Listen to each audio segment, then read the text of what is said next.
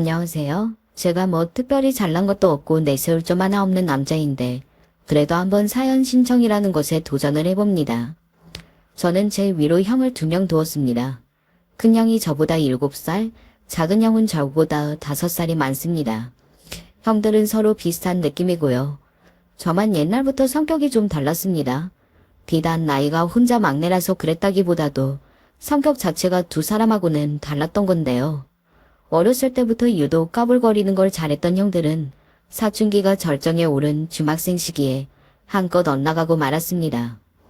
못 말릴 정도로 성질들이 더러웠는데 둘 다 비교가 필요도 없을 만큼 똑같이 그래서 아주 한 세트였어요. 중학교 3학년이었던 큰형은 학교의 실세였던 일진무리에 속해 있었고요. 잘난 척을 하면서 온갖 폼을 다 잡고 으스대던 학생이었죠. 그런가 하면 작은 형은 중학교 1학년이었는데 둘이 같은 학교라서 큰형만 믿고 거들먹거리며 권력놀이를 해댔고 공부에는 일절 관심이 없이 친구들 사이에서 우쭐대는 것만 즐겼습니다. 원래도 심상치 않았던 큰형의 날라리 기질이 작은 형이 같은 중학교에 입학을 한 이후로 더 짙어지면서 둘이 함께 엇나가자 당연히 집에서도 이 문제로 신경을 쓰게 되었죠. 바쁘신 부모님이었으나 형들의 작태를 언제까지고 내버려 두실 순 없었습니다. 저 자식들이 대체 언제 철이 들는지 눈물 콧물 쏙 빠지게 혼이 나봐야 정신을 좀 차릴 텐데. 아버지는 진작에 형들의 날라리 짓을 못마땅히 하고 계셨습니다. 정확히 형들이 뭘 어쩌고 다니는지까지는 알지 못하셔도 모범적인 학교 생활과는 거리가 먼 모습을 보이고 있다는 것만은 아셨으니까요. 몇 번이고 주먹에 힘이 들어가시던 아버지를 만류한 사람은 바로 어머니셨습니다. 누구나 다 한 번쯤은 방황을 하는 거잖아요. 특히 그 나이대 애들이라면 다 그렇게 실없는 것에 정신이 팔리게 되어 있어요. 그런 방향도 영원히 갈 게 아니고 시간이 해결해 줄 테니까 너무 그렇게 애들을 잡으려고 들지 마세요. 그러는 것도 전부 다 한때일 거예요. 어머니가 침착하고 차분하게 아버지를 몇 번이고 만류하지 않으셨다면 형들은 진작에 아버지의 손에 죽사발이 났을 것입니다. 왜냐하면 아버지는 불같으신 분이었거든요. 평소에는 한없이 무뚝뚝하고 진중하신 분이지만 한번 시동이 걸렸다 하면 불을 뿜어내셨습니다. 그런 다혈질 성격만큼이나 주먹 또한 불같았다는 것이 특징이고요. 어머니의 필사적인 설득에 꾹 참아오신 아버지였고 이것만 보아도 아시겠으나 어머니는 아버지에 비해 참을성과 인내심이 많은 분이었어요.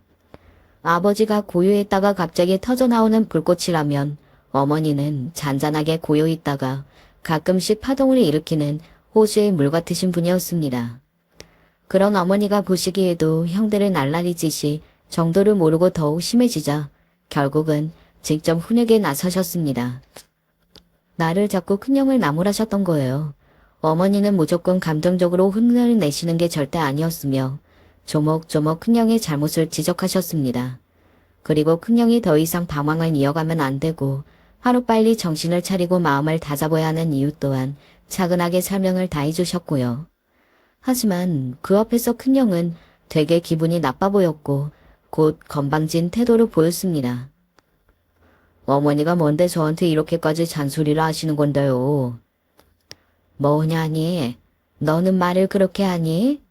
부모가 자식한테 당연히 할 수 있는 잔소리를 하고 있는 중인데 네가 어떻게 그걸 나한테 따져? 저한테 이러실 자격도 없잖아요. 뭐? 너 지금 뭐라고 그랬어? 자격? 네, 자격이요. 어머니도 다 아시잖아요. 제가 지금 무슨 이야기를 하는 건지. 굳이 말을 안 꺼내고 자라서 그렇지. 저는 항상 속으로 그 생각을 다 하면서 지내왔어요. 어머니가 왜 막내만 그렇게 예뻐하시는지도 다 이유를 알고 있었고요. 대화 내용을 너무 궁금해서 슬그머니 엿듣고 있던 제가 화들짝 놀랐죠. 막내라고 하면 바로 저였으니까요. 어머니는 펄쩍 뛰며 극구 부인하셨습니다. 네가 헛소리를 하는구나. 그건 너의 착각이고 잘못된 생각이야. 나는 너희들을 공평하게 대해왔고 다 똑같이 예쁜 내 자식이라고 생각하는 것에 단 1초도 지금까지 흔들려 본 적이 없어. 그런데 네가 어떻게 내 가슴에 대못을 박으려고 드니? 아무리 사춘기 중학생이라고 할지라도 단한기라 하더라도 넘지 말아야 할 선이 있는 거야. 적어도 그건 지켜야지. 됐어요. 저 위해 주시는 척, 생각해 주시는 척, 그러시는 모습 보기만 해도 짜증나니까 그만하세요. 그리고 제가 뭘 어쩌면서 지내든 제발 상관하지 마시라고요. 내가 어떻게 상관을 안 하니? 응? 너 내 말 안 끝났는데 어디로 가는 거야? 아직 가라고 안 했는데 당장 일이 안 와?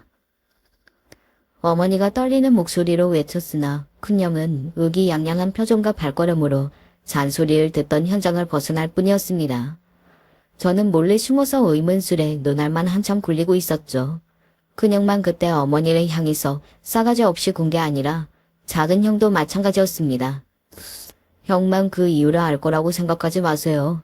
당연히 저도 그 이유를 알고 있으니까요. 어머니는 저희를 혼낼 자격이 없어요. 큰형과 둘이서 실컷 작당을 한 뒤 행동 지침까지 받은 게 틀림없는 작은 형이었습니다. 어머니 앞에서 조롱하는 말투를 내더라고요. 어머니가 너무나도 좋으신 분이었기에 만만하게 보고 기어올랐던 게 분명했던 형들은 잠시 감가하고 있었습니다. 그동안 아버지한테 죽사발이 나지 않을 수 있었던 이유가 바로 어머니였다는 사실을 말입니다. 형들이 그렇게 나오자 크게 속상함을 느끼셨던 어머니는 더 이상 당신의 선에서 해결을 볼 수 없음을 깨달으시고 아버지에게 다 털어놓으셨어요. 그리고 아버지는 그 즉시 큰형의 깃방망이를 후려치셨습니다. 이 후레자식이 아무도 너를 그렇게 키우지 않았거늘 너 혼자 멋대로 어긋나고 아무렇게나 굴면서 행패를 다 부려? 이런 대먹지 못한 놈을 다 보았나? 너란 놈도 자신놈이라고 데리고 사는 내 처지가 불쌍하다 이놈아. 큰형은 아직 아버지에게 기어오르고 맞서기에는 한참 먼 상태였죠. 형들은 2차 성장기를 지나고 있었음에도 체형 자체가 호리호리했고 한계가 보였는데 그에 반해서 아버지는 체격이 다부졌으며 너대도 튼실했거든요. 다른 걸 다 떠나서 어른 대학생 남자 대 남자로만 봐도 형들의 완패였습니다. 체급이 달랐어요.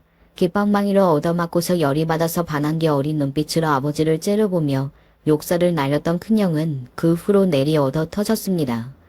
죽도록 혼났고 죽도록 맞았어요.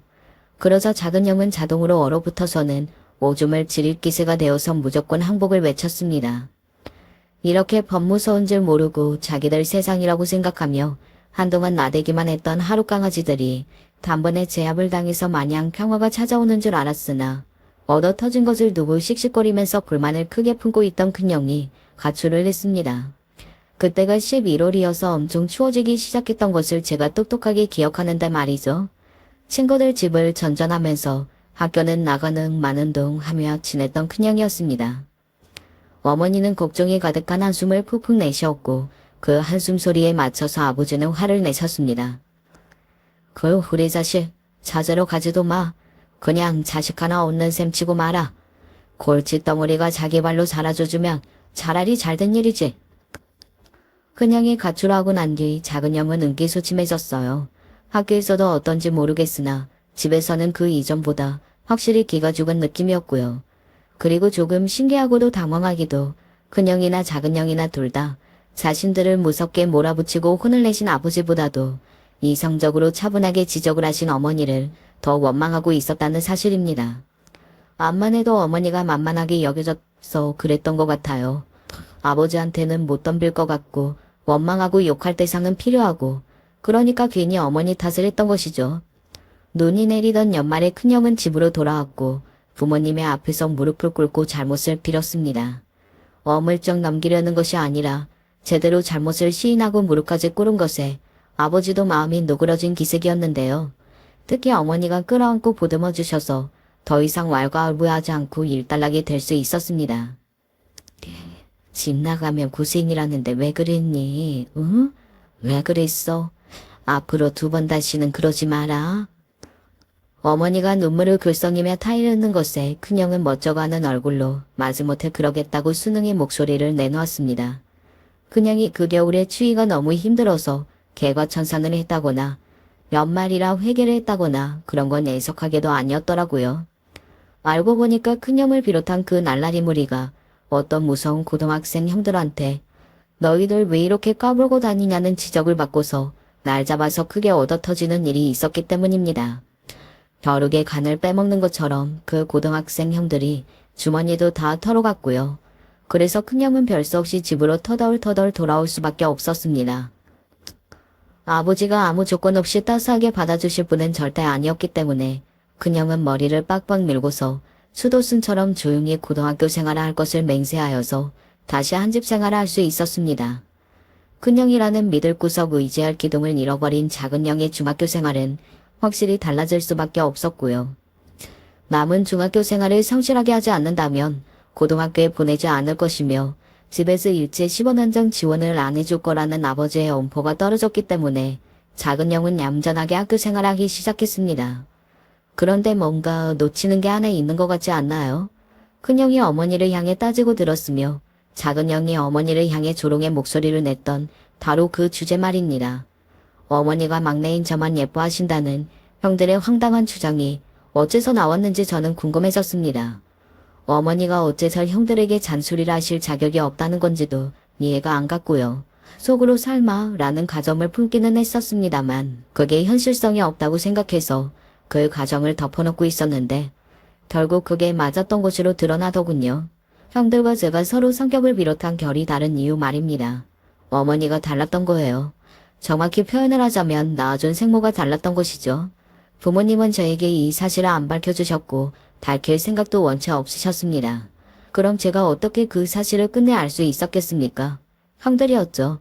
성질을 죽이고 억지로 조용하고 지루한 학교 생활을 해나가던 형들이 어느 날 제가 집 앞에서 같은 반 친구 2명과 시끄럽게 떠들면서 한참을 놀고 있자 홧김에 열받아서 입을 나불거렸던 것입니다. 야, 나는 지금 주말에도 공부하러 나가는 길인데 너는 팔자 좋고 시끄럽게 이러고 있냐? 진짜 얄미워서 대가리에 꿀밤을 먹여주고 싶네. 어차피 너는 내 진짜 동생도 아니니까 원 없이 꿀밤 때려도 돼. 내가 왜 진짜 동생이 아니야? 그러면 너는 가짜 동생이야. 이거 참 말이 헛나왔다. 실수. 너는 내 진짜 동생이 아니는 게 아니라 너는 내 단쪽짜리 동생이야. 큰형의 영문 모를 소리에 제 친구들이 어깨를 으쓱했지만 저는 왠지 모를 불길한 예감에 사로잡히고 있었습니다. 그로부터 몇 시간 뒤 작은 형이 동네에서 자기 친구들하고 노닥거리는 걸 발견한 제가 다가가서 물어봤던 거예요. 큰형이 말한 반쪽짜리 동생이라는 단어의 의미를 혹시 아느냐고요. 그랬더니 작은 형이 깜짝 놀라면서 주변을 살피더니 저에게 가까이 다가와 귓속말로 이렇게 말해주었습니다. 네가 드디어 알았구나. 너는 우리하고 달라. 내가 왜 형들이랑 다른데? 너만 어머니 자식이니까. 그게 무슨 말이야? 그럼 형들은 어머니의 자식이 아니야? 그래, 아니야. 너는 여태까지 정말 아무 눈치도 못 챘냐? 이 뜰뜰한 녀석. 그 순간에 얼마나 큰 충격을 받았던지 그건 말로 설명이 안 되네요. 저는 셋 중에서 저만 혼자 다르다는 것, 그 사실에 초점을 맞췄고 그게 너무 이상하면서도 서럽게 느껴졌던 것 같아요. 이해가 되지도 않고 이해를 하고 싶지도 않은 이 이야기에 대체 어떻게 된 사정인지 저는 어머니에게 여쭈어보는 방법밖에 없었습니다. 어머니는 깜짝 놀라시더니 이내 침착한 얼굴로 큰형이 대학에 가려고 공부를 열심히 하는 중인데 그게 너무 힘이 들어서 저에게 그만 헛소리를 하고 만 것이라고 설명을 해주셨어요. 또한 작은 형은 괜히 저를 놀리고자 그렇게 장단을 맞춘 게 분명하다고 덧붙이셨고요. 그러나 저는 제 안의 미심쩍은 기운을 다 몰아낼 수가 없었습니다. 사실 그 이전부터 형들이 너무 둘이서만 똘똘 뭉치고 저를 배제하는 것이 비단 나이 터울이나 성격 차이로만 그런다고 보기에는 어려운 무언가가 있다고 막연하게 속으로 생각을 해왔기 때문입니다. 어머니가 그렇게 나오시자 저는 이제 아버지한테 여쭈어볼 수밖에 없었죠. 그리고 아버지는 제가 여쭙자마자 불같이 화를 내고 마셨습니다. 내가 그놈들을 아주 가만 안 둘 거야. 이번에야말로 절단을 내버려야겠어. 아이고 당신 제발 참아요. 그러지 말고 이미 엎질러진 물이에요. 그냥 애들을 가만히 놔둬요. 그러자 어머니가 아연실색하시며 아버지를 뜯어 말리셨고요. 그냥 이렇게 되어버렸고 언젠가 벌어질 일이었으니 그 둘을 탓하지 말고 넘어가자는 어머니의 목소리를 들으며 저는 알았습니다. 형들의 주장이 사실이었다는 걸 말입니다. 나 혼자만 형들이랑 다르다니? 역시 다 이유가 있었던 거였어? 나만 어머니의 진짜 자식인 거면 그럼 형들은 어머니가 따로 있는 건가? 아버지만 같은 거야? 저는 혼란스러웠고 심적으로 많이 힘들었어요. 출생의 비밀이 있다는 게 받아들이기 어려웠죠. 그렇게 제 인생 첫 반항이 시작이 되었던 것 같습니다. 자기들끼리만 서로 죽이 맞아서 잘 통하는 형들의 모습을 보아도 이전 같았으면 동경의 대상처럼 느껴지고 저기에 끼고 싶고 그런 마음만 들었을 텐데 이제는 심장이 철렁 내려앉았고 입맛이 씁쓸해졌습니다. 형들과 어울리지 못하는 건 예나 지금이나 매한가지였구만. 그 사실을 아는 것과 모르는 것은 이제 하늘과 땅 차이였던 거예요. 저에게 그 사실을 알려주지 않으신 부모님의 심정은 생각해보지 않은 채 저는 모두가 아는 사실을 저만 혼자 모르고 있었다는 점에서 바보가 된 것 같았고 지금까지 소외를 당해왔다는 기분마저 들었습니다. 그런 저를 바라보시며 어머니는 미안해하시는 것만 같았고 앞으로 어떻게 해야 할지 고심을 하시는 것 같기도 하였네요. 어머니는 저를 계속 살펴보셨고 저는 그런 어머니를 의식하며 눈치를 보는 일상이 몇 주 이어졌습니다. 그러던 어느 날 어머니가 아버지하고 뭔가 상의를 하시는 것 같더니 저를 따로 데리고 나가서 돈가스를 사주시면서 이야기를 해주셨어요. 그게 다 어떻게 된 사정이었는지 이제 저에게 가감없이 밝히기로 결정을 하셨던 것입니다. 제가 제일로 좋아하는 크림스프가 곁들여져 나오는 돈가스 집이었는데 그날만큼은 맛이 어땠는지는 중요하지 않았기에 기억도 나지 않았고 어머니 입에서 나오는 이야기를 들으며 놀라느라 여념만 없었답니다. 아버지는 본디 경제적 어려움이 없는 유복한 집안에서 자라신 분이었습니다. 그 시절에 대학까지 나오셨고요. 가족들의 기대를 많이 받았던 분이었는데 대학을 졸업한 직후였던 그때 만났던 어떤 인연 하나가 아버지의 운명을 바꿔놓았습니다. 한 여자를 만나서 사랑에 빠지셨던 거예요. 그분은 고아 출신이셨습니다. 학력도 짧았고 이렇다 할 변변한 직업 또한 없이 그저 하루하루를 살고 계셨던 분이었어요. 그러나 그분의 적극적인 구애에 아버지의 마음이 크게 흔들렸고 교제가 시작되었습니다. 당연하다면 당연하게 집안의 반대에 부딪혔고요. 하지만 반대를 당하면 당할수록 아버지는 그분이 애틋해졌습니다. 그래서 결혼을 위해서 사고를 쳐버리고 마셨죠. 그 사고라 하면 혼전 임신이었고요. 그런 결과 아버지는 집안에선 내쳐지셨습니다. 생각지도 못한 방향이었어요. 설마 아이가 생겼는데 그럼에도 거부를 당할 줄은 아버지가 미처 예상하지 못하셨던 것입니다. 하지만 아버지는 어떻게든 책임을 지는 길을 선택했고 그분과 결혼한 다음 작은 방 한 칸에서 신혼생활을 시작하셨습니다. 건강하게 태어난 아기는 아들이었습니다. 바로 이 아이가 제 큰형이었던 것이고요. 아버지는 번듯하고 멀쩡한 직장생활을 꿈꾸었던 가까운 과거의 일을 없었던 일로 하셨고 어느덧 치열하게 생활전선에 뛰어들어 닥치는 대로 온갖 일을 다 하게 되셨습니다. 태어난 아기는 알아서 크는 법이 없었죠. 육아를 제대로 하기 위해서는 하나부터 열까지 전부 돈이 들어갔어요. 돈이 없이는 아무것도 안 됐습니다. 다음날 죽도록 일을 하며 돈을 벌기 위해서 억지로 잠을 청해야 하는 깊은 밤이면 아버지는 눈물 어린 한숨을 아주 오래도록 내쉬다가 간신히 잠에 들고는 하셨습니다. 경제적인 어려움을 딱히 겪어본 적 없이 평생을 살아온 분이셨기에 이런 환경이 벅차고 감당하기 괴롭고 때로는 모든 걸 놓아버리고 싶기도 하셨죠. 그러나 어린 생명을 보면서 그런 고통스러운 심정은 접어드실 수밖에 없었습니다. 이제 이 길이 당신의 길이고 이게 당신의 인생이 되었다고 생각하며 운명으로 애써 받아들이시면서 아버지는 그렇게 하루하루 나아가셨습니다. 그러다가 둘째가 생기고 태어났습니다. 제 작은 형 말입니다. 둘째를 계획한 적은 없었기 때문에 난감하기도 하셨었고 막막하기도 하셨었다고 합니다. 그러나 신경은 귀하고 축복받아야 한다는 생각으로 긍정적인 마음을 피우셨던 것이죠. 하지만 아무리 발버둥을 치며 노력을 해봤자 때로는 제자리 걸음에만 머무르는 것이 냉혹한 세상의 이치인 법이죠. 아이가 하나일 때도 힘들었는데 둘이 되니까 감당하기 어려운 순간들이 너무 많아졌습니다. 지극히 현실적인 고충 앞에서 아버지와 그분은 더 이상 꿈같은 이야기들을 하지 않게 되었고 미래를 내다보지 않게 되었습니다. 사는 모습이 팍팍히 졌고요. 그러다 보니까 자주 다투게 되었습니다. 아버지는 어느 날 그분이 바람이 났다는 사실을 알게 되셨죠. 어떻게 그럴 수가 있느냐며 눈물이 없는 아버지가 오죽하면 눈물을 보이셨습니다. 어린 자식들이 있건만 어떻게 이런 상황에 이르렀는지 아버지는 참담해하셨고 망연자실하였습니다. 그분에게 화도 내보시고 크게 비난도 해보셨던 아버지는 태도를 바꾸어서 당신이 더 앞으로 노력하고 잘하겠다며 도리어 그분에게 사정을 하셨습니다. 마음 잡고 앞으로는 자식을 위해서 더 잘 살아보자는 의미였죠. 그러나 그분은 이미 마음이 뜬 상태였습니다. 떠나간 버스를 붙잡을 수는 없었어요.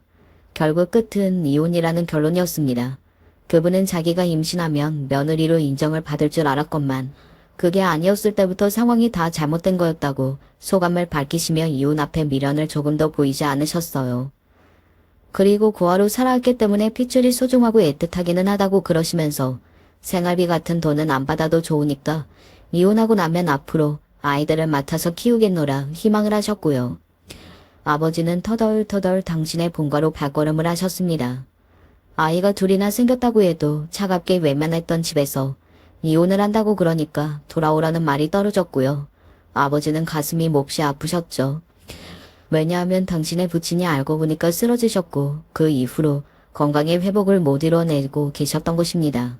저에게는 친할아버지가 되시는 분께서 쓰러지셨던 이후야 자명했고요. 아버지는 당신의 부친에게 커다란 실망을 안겨드려서 그렇게 되었다는 것을 알고는 자책하였습니다. 게다가 몇 년 사이에 가세가 확 기울어져 있었어요. 그것도 모르고 여태 집안을 원망만 했던 스스로가 못나서 아버지가 미치도록 후회를 하셨고요.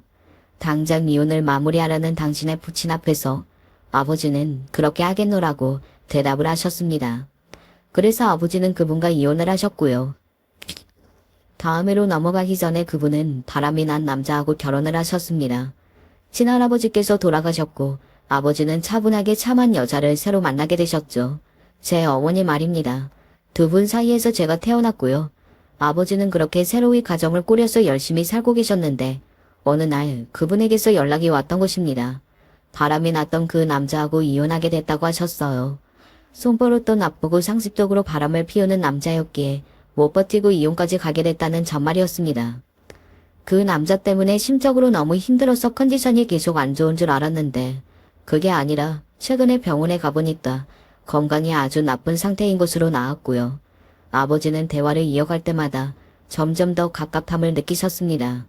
인과응보라는 생각은 조금도 들지 않았고 안타깝고 기가 막히다는 생각만 드셨던 것이죠. 그분은 경제적으로 당연히 힘든 상황이었습니다. 빚도 있어서 자식들을 키우기 너무 벅차다며 하소연을 하셨어요. 아버지는 이제 새로 가정을 꾸린 몸이셨으니 어머니가 응당히 모든 상황을 아셔야 맞았습니다. 그리고 차분하게 상황 파악을 마치신 어머니는 당신이 먼저 아버지에게 그 불쌍한 아이들을 데려와서 키워야 하는 게 맞는 것 같다는 의견을 내놓으셨고요. 아버지는 그분에게 빚이 있는 것, 이혼 사실, 병원 진료, 그런 거 다 확인하셨고 전부 사실인 걸 아신 후에 그분에게서 형들을 데리고 오셨습니다. 그때 작은 형은 어려서 기억이 가물가물했으나 큰 형은 생모의 품을 떠나온 걸 정확하게 기억을 했던 것이고요. 아버지는 형들에게 어머니 덕분에 이 집에 올 수 있었던 것이고 어머니가 아니었으면 결코 데리고 오지 않았을 거라고 거듭 강조를 하셨습니다. 그래서 형들은 어린 마음에 이게 다 어머니 때문에 벌어진 상황이라고 조금 꼬인 생각을 하게 되었죠. 저는 어머니가 잘못을 하시기는커녕 희생하고 헌신해온 분이셨다는 사실을 알게 되어서 너무 다행이라는 생각이 들었습니다.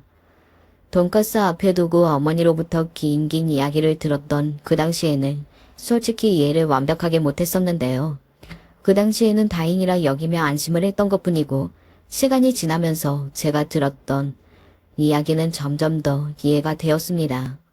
암만 해도 형들이 배응만덕하다는 생각을 지울 수가 없었는데 어머니가 말씀하시기를 형들의 입장에서는 해소되지 않는 답답함이 충분히 있을 수 있기 때문에 너그러이 보듬어 주어야 한다고 그러셨습니다. 형들은 어렸고 자기 의사 한마디 내놓지 않은 상태에서 어른들의 사정으로 이혼, 재혼, 그리고 또 이혼, 많은 걸 겪어야만 했으니까요. 형들이 날라리 같은 성격을 지니게 된 게 그런 과거 때문일 거라고 여기신 어머니 마음이 아프셨으나 숨겨진 이야기를 다 알게 된 이후 저는 아무래도 형들이 자기 생물을 담아서 혹시 그런 게 아닐까 하는 생각이 자꾸만 들었습니다. 점점 더 형들하고 심리적으로 멀어지게 되는 건 어쩔 수가 없더군요. 형들과 저 사이에 벽이 있는 게 느껴졌고 그렇게 거리를 두게 되었습니다. 그렇다고 해서 제가 형들에게 무례하게 굴거나 무시한다거나 차갑게 대하는 그런 건 전혀 아니었고요. 다만 형들과 가까워지고 싶었던 그 마음을 고이 접었을 뿐입니다. 그리고 애초에 형들은 저와 가깝게 지내고 싶어 하는 걸 바란 적이 없었으니까요. 저만 마음을 접으면 끝날 관계였나 봐요. 큰형이 체질에 안 맞는 공부를 그래도 열심히 해봤는데 하필 대입시험에서 미끄러졌습니다. 평소 실력보다도 못 나왔어요.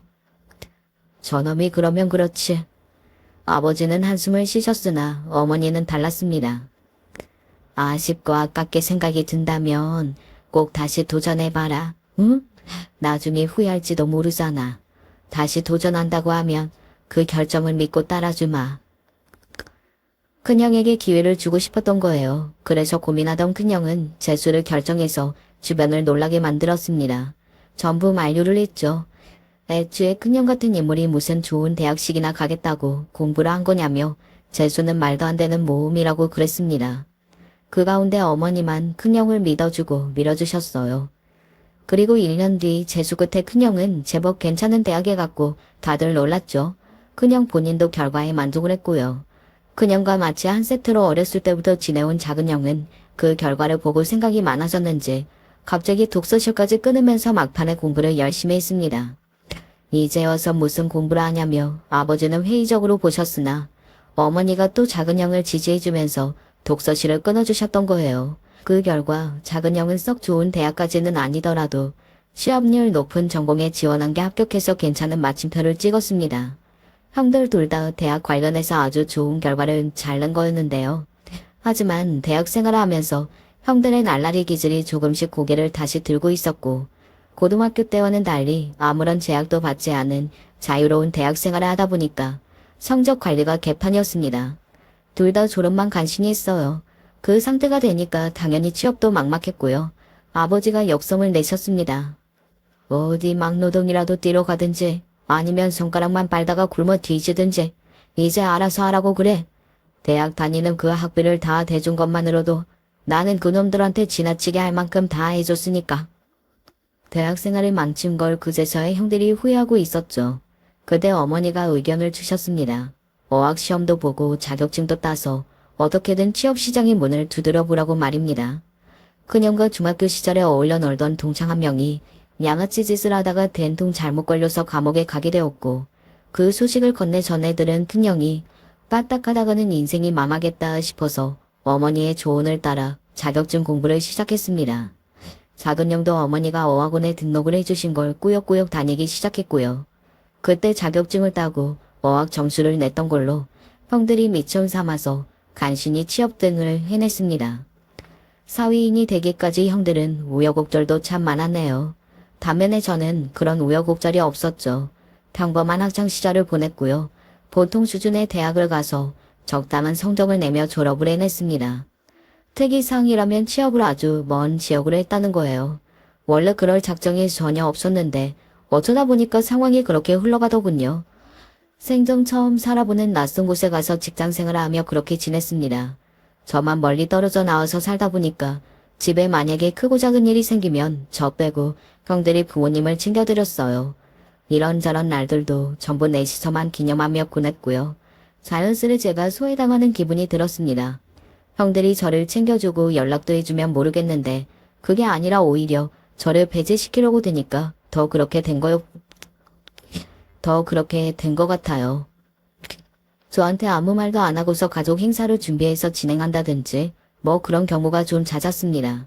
일부러 그러는 게 느껴졌죠. 하지만 저는 일찍이 잘 알고 있는 사실이 있었습니다. 아버지가 저한테 많이 미안해 하신다는 걸 말입니다. 아버지에게 있어서 제가 아픈 손가락인 걸 느꼈거든요. 또한 어머니가 당신의 배로 낳은 자식들이 아니기 때문에 그래서 더 형들에게 잘해주고자 하시고 매사에 노력을 하신다는 것도 잘 알고 있었어요. 과거에 저에게 형들과 제가 동봉 형제가 아니라는 이야기를 밝혀주셨던 그 자리에서도 느꼈던 것은 어머니는 형들과 갈등을 빚을 생각이 전혀 없으시다는 것이었습니다. 그 마음을 저는 다 느꼈기에 부모님을 향해서 서운하고 섭섭해하지 않았어요. 생각하면 할수록 어머니가 대단하고 멋진 분이라고만 여겨졌을 뿐이죠. 저는 꼭 저 같은 여자를 만나 결혼했습니다. 아내도 어릴 적에 사고로 양친을 여의었고 하나 있는 형제는 성인이 된 후에 소식이 끊긴 지 오래였죠.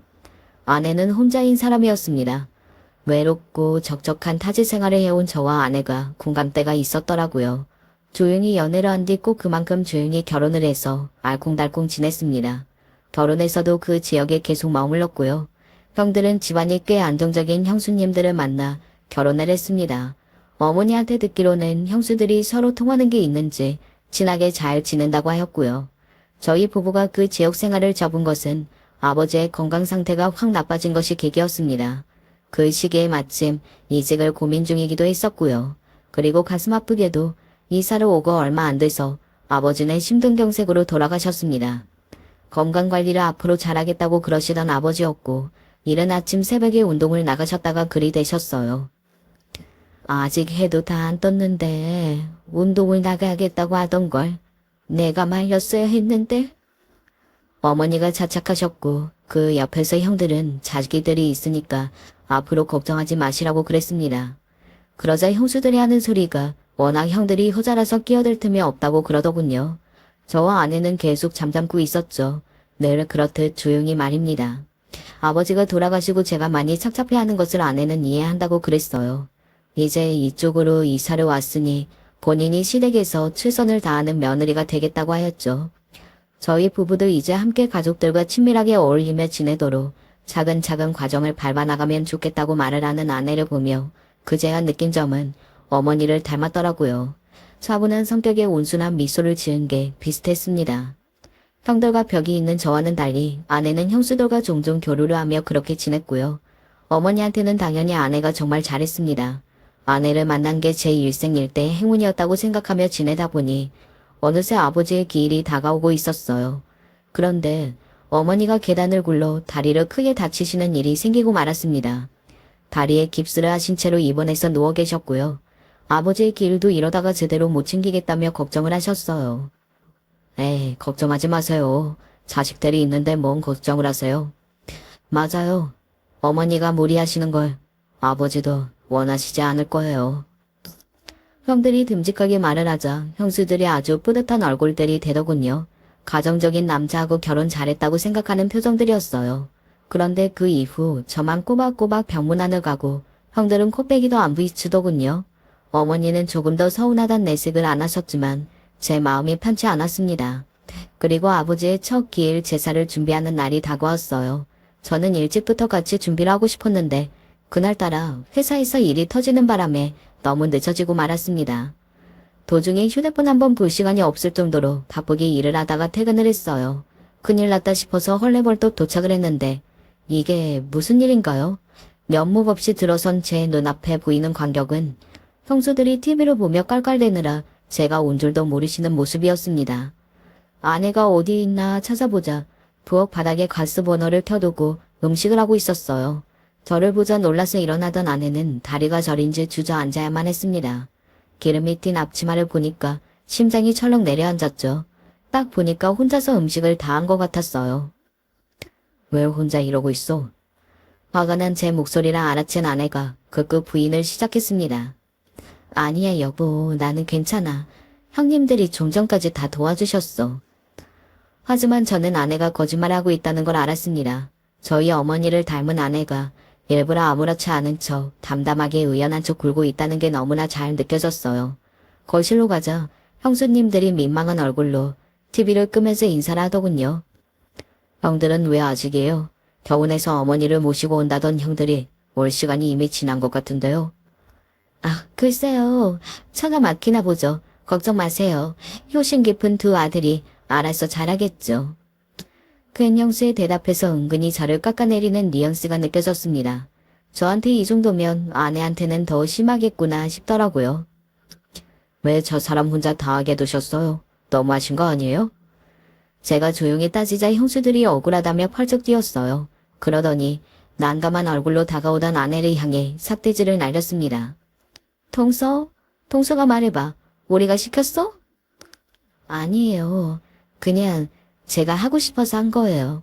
이거 보세요. 그렇다고 하잖아요. 큰형수가 턱을 치켜드시는 모습에 제가 기가 막혔죠. 손바닥으로 하늘을 가리세요. 지금 두 분이서 편먹고 이러시는 거 아닙니까? 그러자 형수들이 서로 눈빛을 교환하면서 아주 작게 툴툴거렸습니다.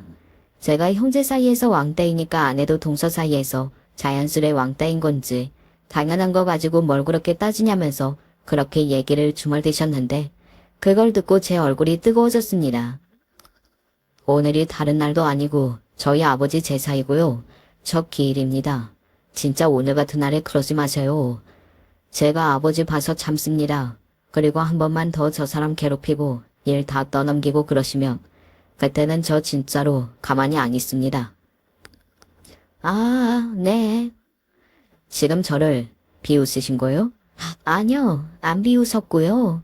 그냥 돌아가신 아버님도 그렇고 어머님도 다 장난 천원만 가까이 하신 이유가 있구나 싶어서요. 성격이 왜 저렇게 답답하고 유도리가 없어? 사람이 넉살도 좀 떨고 그래야지. 저한테 빈정거리시는 것도 모자라 중얼대면서 혼잣말을 덧붙이신 큰형수의 모습에 제가 화딱지가 나서 달려들 뻔했는데 아내가 제 팔을 잡고 말렸습니다. 바로 그때 어머니와 형들이 도착했고요. 상태가 좀 나아지셔서 어머니는 목발을 집으신 채로 힘겹게 걸음을 하시는 상태였습니다. 큰형이 짐을 들고 작은형이 어머니 옆에서 언제든 부축하게 대기하는 자세였죠. 그 모습만 보면 천하의 효자들이었습니다. 방수들은 준비 거의 다 했으니까 조금만 기다려달라며 환하게 웃으셨어요. 준비는 제 아내가 혼자 다 했는데 아버지 제사이기도 하고 어머니가 피곤해 보이셔서 잡음을 안 내고자 제가 꾹 참았습니다. 당신 없이 산 1년이 너무나 길었네요. 그곳에서 잘 지내고 있죠. 아버지의 제사상을 바라보며 어머니가 눈물을 훔치셨고 형들은 내내 비통한 얼굴을 하고 있었습니다. 어머니는 병원에 천천히 돌아가 보겠다고 하셨고요. 저는 뒷정리를 우리가 알아서 하겠다고 나섰습니다. 그러자 형들과 형수들 모두 크게 반색을 하면서 얼른 짐 챙겨서 가버리더군요. 제가 모두를 돌려보낸 것에 이유가 있음을 어머니는 짐작하신 눈빛으로 저를 바라보고 계셨습니다. 저는 지난 세월 제가 여태까지 느꼈던 감정들과 내내 하고 있었던 생각들을 어머니께 털어놓는 시간을 가졌어요. 아버지가 돌아가신 이후에 형들이 보여준 태도가 마음에 걸렸다는 점도 솔직하게 말씀을 드렸고요. 형수들이 제 아내를 부려먹은 이야기를 전할 때에는 옆에서 아내가 심란함에 잠겨서 한숨을 쉬었습니다. 얘야, 혹시 지금까지 네 동서들한테 모시를 당해온 거니? 아무도 모르는 데서 내내 그랬던 거야? 그러자 어머니가 뭔가 직감을 하신 듯 그렇게 물어보셨고 아내는 당황하더니 다음 순간 놀랍게도 천천히 고개를 끄덕였습니다. 저는 그런 것까지는 미처 모르고 있었기에 그간 티를 안 내온 아내를 향해서 너무 미안한 마음이 들었어요. 어머니는 제가 살면서 거의 처음 보는 것 같은 진중하고 심각한 표정을 지으시면서 저희 부부에게 털어놓을 이야기가 있다고 하셨습니다. 그리고 그 이야기는 충격을 넘어선 경악 그 자체였습니다. 잠을 거의 못 이룬 새벽이 다 지나가고 아내가 형수들한테 연락을 해서 오시도록 만들었습니다.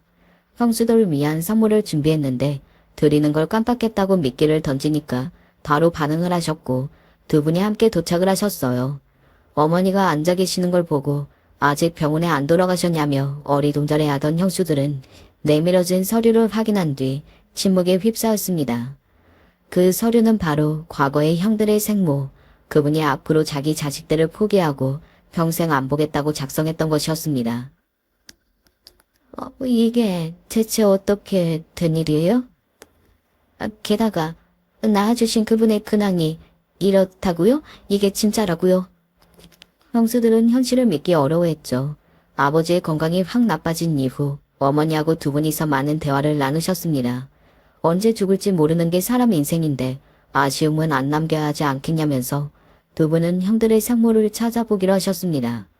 그렇게 찾게 된 생모의 근황이 좀 놀라웠는데요. 옛날 그때 안 좋아졌던 건강을 회복한 이후 형들의 생모는 변변한 직업 하나 없이 이 남자 저 남자 만나며 살아가다가 술집 일을 시작했고 마당까지 갔었더라고요. 그걸 아신 아버지가 생각에 잠기셨어요. 참고로 저는 조용한 성격이 어머니를 닮았으나 외향은 아버지와 판박이었습니다. 반대로 형들은 신체 조건부터 아버지와 너무 달랐어요. 그리고 둘 다 얼굴 생김새가 외탁을 한 경우였죠. 생모 그분을 닮은 거였기 때문에 한 번도 하지 않았던 의심을 아버지는 그제서야 품으셨습니다. 은밀하게 유전자 검사를 하셨습니다. 그 결과 큰형은 아버지의 자식이 맞는데 작은형은 아닌 것으로 나왔어요. 그러니까 형들은 서로 부친이 다르고 모치만 같은 사이였던 거예요. 형들의 생모, 그분이 작은형을 낳고서 바람을 피웠던 게 아니라 이미 그 이전에 바람이 나서 다른 남자와의 사이에서 작은형을 가지셨던 것입니다. 그리고 많은 걸 조사하고 캐냈던 와중에 곁다리로 걸려든 사실이 또 하나 있었는데 그것은 큰형이 바람을 피우고 있다는 사실이었습니다. 이 모든 것에 아버지는 충격을 크게 받으셨고요. 그 때문에 몸이 더 안 좋아지셔서 며칠 후에 돌아가셨던 것일 수도 있다고 어머니는 그리 보셨습니다.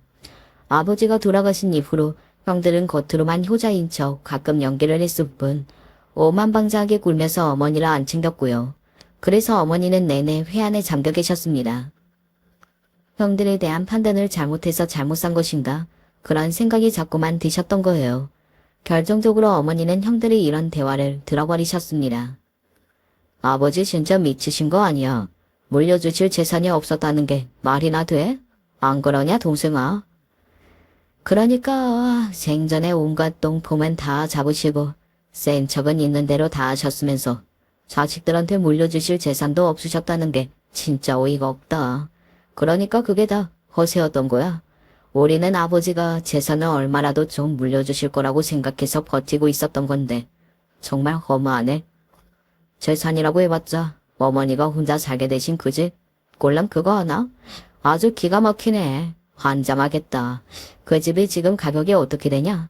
가격 좀 나가냐? 달면 돈이 좀 되겠어? 돈이야 좀 되겠지만 형도 알잖아. 그게 집값 희한알이 많지 더럽게 안 오르는 거. 괜히 어머니 내쫓고 그 집 빼앗아봤자 수고한 값만 비해서 성과가 별로일 수도 있어. 그럼 일단 그냥 둘까? 그래야 되겠지? 그러지 뭐 어쩌겠어. 능력 하나 없는데 큰소리만 치셨던 아버지나 똑같이 능력 하나 없는데 물러터지신 어머니나 이런 쓸데없는 부모를 둔 우리만 불쌍하게 됐지. 그냥 얌전히 어머니가 돌아가실 때만 기다리자. 요새 골골대시는 봄을 보니까 그렇게 오래 못 사실 수도 있겠더라. 잘하면 그지? 금방 우리 손에 떨어질 수도 있는 일이야. 그렇게 되면 좋지. 형, 기분도 꿀꿀한데 어디 가서 신나게 달려볼까? 나 저번에 형이 데려다준 거기가 너무 좋더라. 여자들이 끝내주던데. 죄다 연예인 뺨치던데. 거기 또 가자. 어머니가 바람을 쐬기 위해서 나와 계셨던 것도 모르고 집 근처에서 형들이 담배를 피우면서 그렇게 떠들었습니다. 그 이후로 어머니는 더욱 심란해지셨고요. 어머니는 경악에 가득 찬 형수들을 바라보며 말씀하셨습니다. 검은 머리 짐승은 거두는 게 아니라는 게 뭔지 이제서야 통감을 하다니. 내가 그동안 오만했다는 거겠지. 이제는 놓으련다. 그 짐승만도 못한 것들을 내가 이제는 포기하련다. 아버지의 제사인데도 형들이 어머니를 모시러 가는 길에 지각을 한 것도 이유가 다 있었습니다. 병원에 도착한 형들의 몸에서 여자 화장품 냄새가 났던 것입니다. 뒹굴며 노란한 지 그리 얼마 되지 않았던 모양으로 냄새가 진하게 나고 있었죠.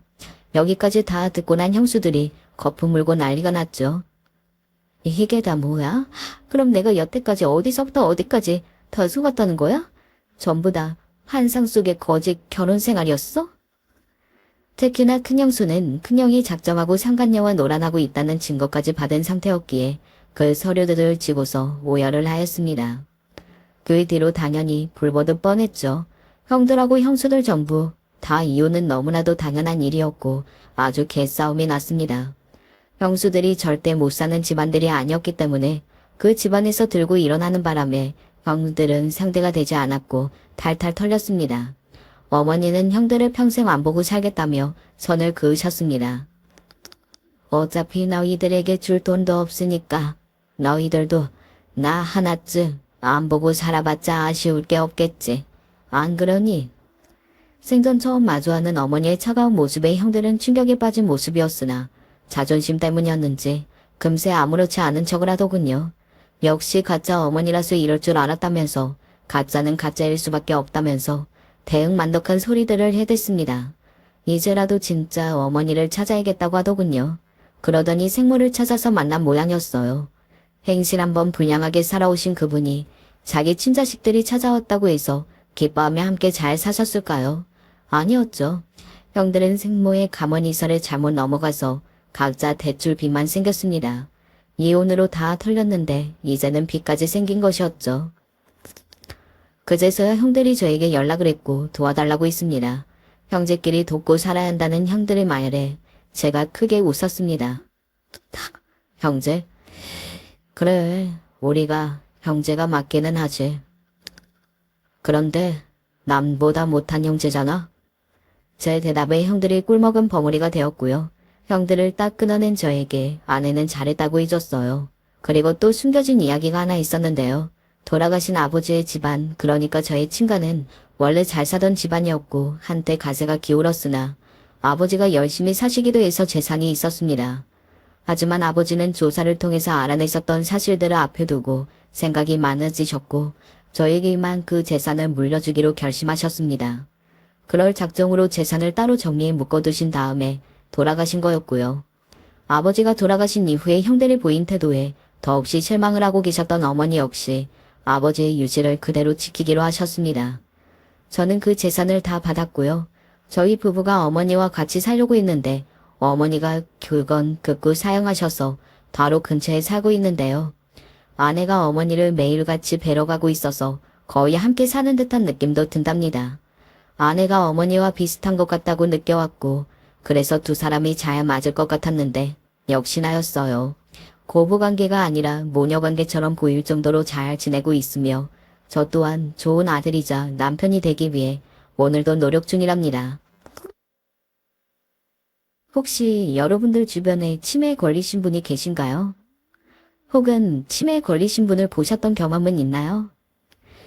사실 주변 사람이 아니라면 그 고통에 대해 잘 짐작할 수 없는 게 치매죠. 보통 치매를 주변에서 접하실 수 없는 경우에는 치매 노인이 실종 며칠, 몇 시간 만에 발견되었다는 뉴스로 접하는 게 보통일 거예요. 오늘은 저 역시 언제까지건 뉴스에서나 접할 줄 알았던 저희 어머니가 치매에 걸리셔서 실종이 되셨던 것에 대한 이야기를 남겨보려고 해요. 먼저 제 이야기를 해야 이 이야기에 대해서 이해하시는 게 쉬울 것 같네요. 제 소개부터 하자면 저는 이제 중년에 들어선 50대 여자입니다. 저는 어려서 그렇게 유복하게 자라지는 못했어요. 유복한 집에서야 우유다, 빵이다, 과자다 많이들 먹고 자란 걸로 알지만 저는 빵 한쪽 군것질하는 것도 어려운 집에서 자랐네요. 어머니께서 홀몸으로 저를 키우시며 무작정 서울에 상경하셨기 때문에 더 경제 사정이 빠듯했던 것도 있는 것 같아요. 아시잖아요. 그때 당시에 여자 혼자 소일거리로 거리하면서 새빵살이를 하는데 애까지 키우려면 지갑 사정이 얼마나 빠듯했을지. 어쩌면 그대로 고향집에서 어른들과 살았으면 좀 덜 힘드셨으리라 생각하지만 저희 어머니가 서울행을 결정하신 데에는 나름의 이유가 있으셨어요. 아버지가 일찍 돌아가시고 난 다음에 주변 어른들이 어머니에게 이야기를 하셨었나 봐요. 미자 엄마, 남편의 일은 슬픔도 슬픔이지만 미자 쟤 키우려면 여기보단 다른 데가 낫지 않겠어? 옆집 동철이네도 이번에 올라갔잖아. 그러게요. 정말 그래야 할지 어떻게 할지 모르겠어요. 돈도 돈이고. 어머니께서 굉장히 오랫동안 고민하셨던 것 같아요. 서울 올라오기 직전에 어머니를 떠올리면 밤에 저 먼저 자라고 이불을 깔아주시고 한참 뒤에나 주무시던 게 생각나네요. 한참을 혼자 눈물 지으시다가 언젠가 애들 공부하기 좋은 곳이 서울이라더라 하시면서 짐을 쌌던 게 마지막 기억이에요. 나중에 여쭤보니 어머니는 홀어머니 밑에서 자라서 모자라다든지 멍청하다면 무시당하는 일이 없게 키우고 싶으셨다네요. 실은 어머니의 배움이 당신의 바람보다 짧으셨던 것도 한 이유일 것 같아요. 어머니는 중학교까지 가고 싶어 하셨는데 어머니의 아버지, 그러니까 할아버지가 여자가 무슨 중학교냐며 국민학교 졸업만 겨우 허락하셨다고 하더라고요. 그래서 배움에 한이 좀 있으셨을 거예요. 저는 그런 일이 없었으면 하셨나 봐요.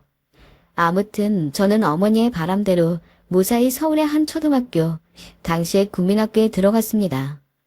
너무 오래전의 일이라 어렴풋이 남아있지만 어머니께서는 저에게 우리 아가 학교 들어갔으니까 공부 열심히 해야 한다 하고 말씀하셨던 게 기억이 나요. 저는 뭣도 모르고 엄마 딸 열심히 할게요 라고 당차게 대답했고요.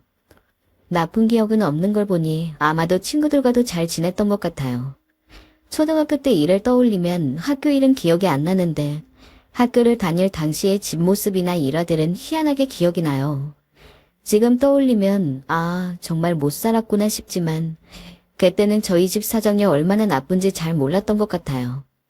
새빵살이 하면서 단칸방에 살았지만 다른 아이들의 집에 가본 적이 잘 없어서 전 사실 다 그렇게 사는 줄 알았어요. 기껏해야 8, 9살이니까 모르는 게 당연한 거라고 생각이 들기도 하지만 좀 더 눈치가 있었더라면 좋았더라면 하는 아쉬움도 있어요. 제 말로 그만 어머니의 마음에 대못을 박는 경우도 종종 있었거든요. 하루는 친구랑 노는데 친구가 크림빵을 가져온 거예요. 요새도 슈퍼에서 파는 그 크림빵. 어떤 건지 아시죠? 요새는 뭐 보름달이라는 이름으로 파는 것 같은데 이상하게 요즘은 그 맛이 안 나더라고요. 근데 그 당시에는 진짜 너무 맛있었어요. 그때 친구가 그러길 본인 어머니가 친구랑 먹으라고 주셨다고 하면서 저한테도 하나 크림빵을 넘겨주었는데 저는 그때 크림빵을 처음 먹어봤거든요. 그게 제 인생 첫 크림빵이었습니다.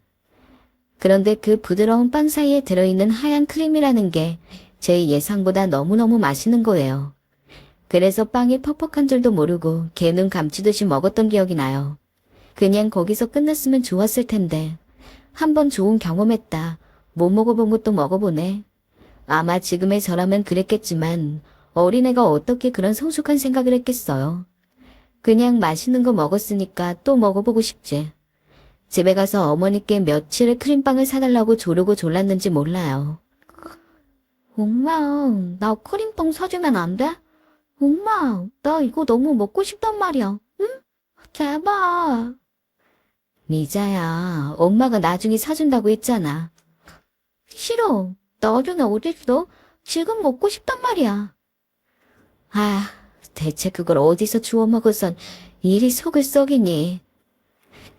그때 어디서 주워들었는지 우유랑 빵이랑 같이 먹으면 맛난다고 우유까지 알차게 끼워서 졸라댔네요.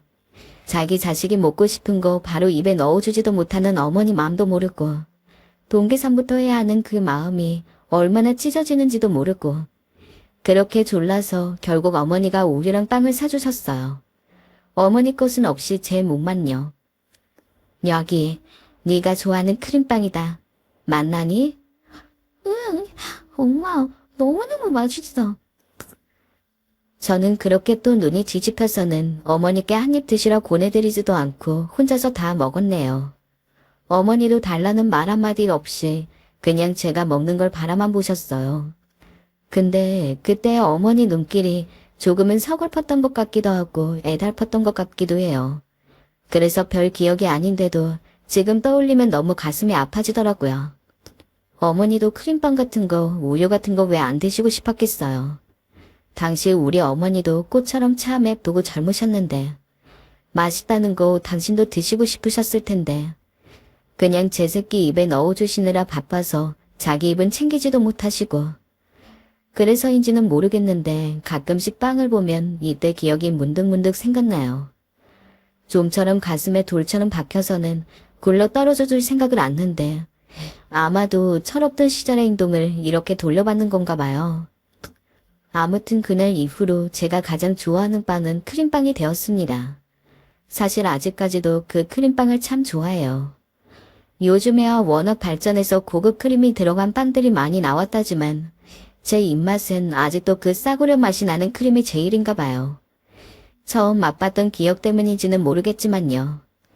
그 뒤로도 종종 어머니께서 크림빵과 우유를 사주셨어요. 크림빵과 우유를 먹고 난 다음이면 한동안 반찬이 조금 부실해지긴 했지만 그래도 크림빵을 먹을 수 있다는 게 참 좋았던 기억이 나요. 그렇게 초등학교를 졸업하고 중학교에 들어갈 쯤이 되니까 좀 주변 환경이 보이더라고요. 마냥 어린 나이도 아니었고 친구들 집에 놀러 갈 기회도 몇 번 있었고 모두 다 우리 집처럼 사는 게 아니구나, 우리 집이 못 사는 편이구나 하는 걸 그때쯤 알았던 것 같아요. 집에 친구를 초대하는 일도 일절 없어졌고 그때부터는 좀 덜 조르게 되더니 어머니한테 괜히 짜증내고 화풀이하는 일이 많아졌어요. 제가 중학교 때 가장 친했던 단짝 친구가 한 명 있었는데 이름이 현정이었어요. 현정이는 집이 정말 잘 살았고 제 기억이 맞는지 모르겠지만 어머니는 의사에 아버지는 어디 유명한 기업을 운영하고 있는 분이라 하셨어요. 공부를 하다 우연한 기회로 말을 트면서 친해지게 됐는데 성격이 저랑 잘 맞더라고요. 목소리도 나긋나긋하고 부드럽고 성격도 순해서 저는 유독 현정이랑만 놀고 싶어 했어요. 근데 어느 날 현정이가 자기 집에 초대를 해주겠다고 하는 거예요. 우리 학교 끝나고 바로 가자. 우리 엄마한테 맛있는 거 많이 해달라 할게. 그래, 좋아. 친한 친구의 집에 가게 된다니 그 나이에 얼마나 좋았겠어요. 그래서 끝나는 시간만 기다리다가 곧바로 현정이의 손을 잡고 학교 밖으로 뛰쳐나갔죠. 근데 현정이 집에 도착하자마자 저는 그만 충격과 동시에 엄청난 격차를 느꼈어요. 대보 같은 집이 제 눈앞에 턱 펼쳐져 있는데 마치 어디 잡지에 등장할 것 같은 곳이더라고요. 저는 그 집 문 앞에서 저도 모르게 한참을 어버버하고 있다가 현정이의 손길에 이끌려 안쪽으로 들어갔어요. 역시나 그 안도 마찬가지였어요. 저희 집에 최소 10배는 될 듯한 거실과 반짝반짝 빛나는 조명들이 곳곳에 있는데 세상에 이런 집도 있구나 하는 생각이 들면서 너무 놀랍더라고요. 게다가 현정이는 이런 곳에 살았다니 매일같이 등하교하고 공부도 함께하고 놀이도 같이 하는 친구였지만 세상 그때 현정이가 눈에 띄게 달라 보였어요. 성안에 사는 공주님 같았달까요? 그때 현정이 어머님으로 보이는 분이 저희를 부르셨어요. 어머, 너네들 왔니? 네가 현정이 친구 미자구나. 잘 왔다. 얼른 안으로 들어오렴. 아줌마가 맛있는 거 해놨어. 현정의 어머니는 부드러운 목소리로 저를 반갑게 맞이해 주셨고 얘기 많이 들었다며 식사 내내 잘 대해주셨어요. 하지만 저는 막상 현정의 어머니 목소리보다는 앞에 놓인 이 임금님 수락상 같은 음식들에 더 눈을 떼지 못하고 있었어요. 집에선 먹을 수 없는 고기 반찬들이 몇 가지나 놓여있고 생전 처음 먹어보는 음식도 있었는데 현정이 집에선 이게 일상적으로 먹는 음식이라고 하더라고요. 순간 저도 모르게 밀려오는 허기에 정신없이 젓가락질하며 이것저것 입안으로 집어넣었지만 먹으면서도 왠지 모르게 기분은 점점 안 좋아졌어요. 다음에 또 와라. 오늘 와줘서 고마웠다, 미자야. 미자야, 우리 내일 보자. 다음엔 니네 집에도 초대해줘. 아, 응. 그리고 집으로 돌아가는 길엔 기분이 더 안 좋아졌어요. 아무래도 당시 친구의 집을 보고 나선 상대적으로 박탈감을 느꼈던 것 같아요. 왠지 제 자신이 더 초라해 보이고 우리 집은 왜 가난할까? 나는 왜 이런 집에서 태어났을까? 하는 생각들을 멈출 수가 없었죠. 결국 먹은 음식도 잔뜩 체한 채로 집에 돌아와 힘겹게 들어왔는데 어머니가 그런 모습을 보시곤 걱정이 되셨는지 물으셨어요. 미자야, 얼굴이 안 좋네? 무슨 일 있니? 아, 아니야, 안 먹었다. 무슨 일인데 그래? 밥 안 먹었지. 엄마가 금방 해줄게. 너 좋아하는 나물무침 해놨어. 괜찮아, 안 먹어도 돼. 안 먹어도 되긴 배고플 텐데 밥은 먹어야지. 안 먹는다니까. 맨날 똑같은 반찬 먹기 싫어. 지겨워. 얘가 왜 안 하던 반찬 투정이야? 너 학교에서 무슨 일 있었지? 그지?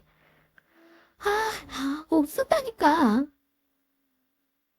어머니가 반복적으로 물으시자 저도 잔뜩 짜증이 올라와선 어머니에게 괜한 화풀이라 하곤 쿵쿵거리며 이불 속으로 들어가 끝까지 뒤집었었어요. 그런데 왜 이리 눈물이 나는지, 새삼 이런 집에서 산다는 게 너무 억울하고 서글퍼서 눈물이 줄줄 나더라고요.